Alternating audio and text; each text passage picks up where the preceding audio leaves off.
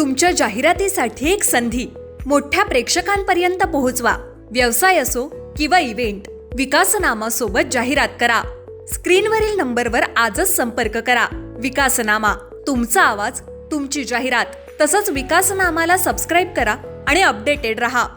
अजून सुद्धा सांगतो की माझ्या नजराला तर ठाणे जिल्ह्यामध्ये त्यांचं जास्तित्व आहे ना, तर परवानगी करायला पाहिजे. म्हणजे गणेश नाईक लीड द ठाणे पालघर. एकनाथ शिंदेची एकही महानगरपालिका घेऊन येणार नाही. किंवा मी ओपन चॅलेंज देतो की कल्याणमध्ये त्याचा पुत्र त्याला कायमचा माजी खासदार म्हणून लावावा लागला. ठाण्यामध्ये इथला ठाण्याचा जो अति आगाऊ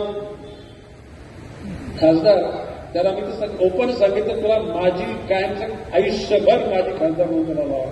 हे मी नाही लावणार, ही ठाण्याची आणि कल्याणची जनता फक्त गणेश नाईक फक्त लीड घ्यायची गरज. कारण हे भस्मासूर आहेत, बकासूर आहेत. यांच्यामुळे महाराष्ट्र राज्य 10 वर्ष मागे गेलं.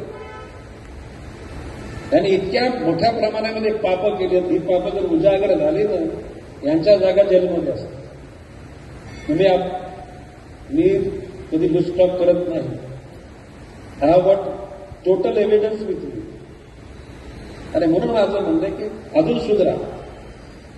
नवी मुंबईच्या जनतेच्या हिताकरता सिडकोचे भूखंड द्या, एमआयडीसीची द्या. आमचं काय व्यक्तिशः वैरत्व. आणि जर आमच्या अस्तित्वाचा कोणी नाश करत असेल ना, तर तुम्ही कोण? परमेश्वर सोडून आम्ही कोणा नाही घालत. आमचे हात पण साफ आहेत, मन पण साफ आहे. यावर बोलून आज पण आता ह्या कॅसेट सर जातील तेव्हा डॉक्टर निलेश खरेने गणेश नाईकची मुलाखत बोललो. आता तर निवडणुका नाही, पण हे खरं आहे. कितीतरी गोरगरिबांच्या जमिनी त्यांना न विचारतात दुसऱ्याच्या बिल्डर लोकांच्या नावाला जातात. फॉरेस्टच्या हजारो एकर जमिनी अतिशय रॉंग ट्रॅकनी धनिकांच्या नावावर करण्याचा प्रयत्न केला आणि सगळ्या यंत्रणा चुकीच्या पद्धतीने वापरली. गणेश नाईक या वन खात्याचा मंत्री असे करा, वन खात्याची 1 इंच जागा सुद्धा कोणाच्या घशात जाऊ जाणार नाही, पक्की गॅरंटी. आता गणेश नाईकचा राग तुम्हाला समजणार काय?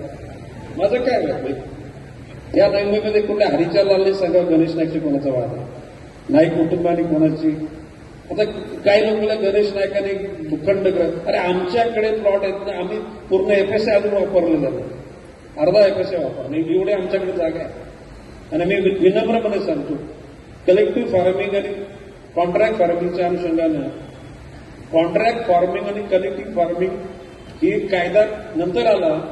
1990 साली आम्ही कनेक्टिव्ह फार्मिंग आम्ही केली.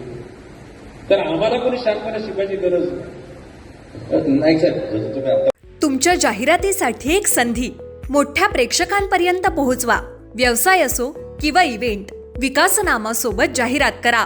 स्क्रीनवरील नंबरवर आजच संपर्क करा. विकासनामा, तुमचा आवाज, तुमची जाहिरात. तसंच विकासनामाला सबस्क्राईब करा आणि अपडेटेड रहा.